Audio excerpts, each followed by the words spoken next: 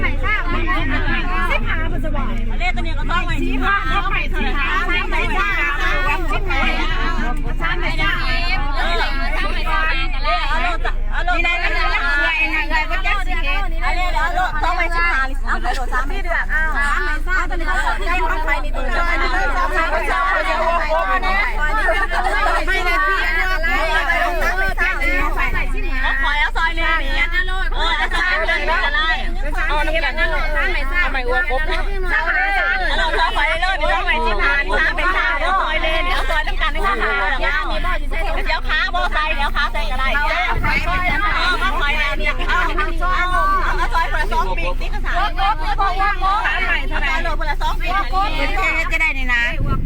เอาเลยจะได้ไม่เศร้าสองอันนี้จะจำของเอาคอยเอาซอยคนเดียวสองอันนี้เร็วขาหนีซอยเนี่ยหนีเรียกขามาเนี่ยใช่ว่าโป๊ะผ่านที่ใหม่ซ่าไม่ละจิ้มไม่ได้ไม่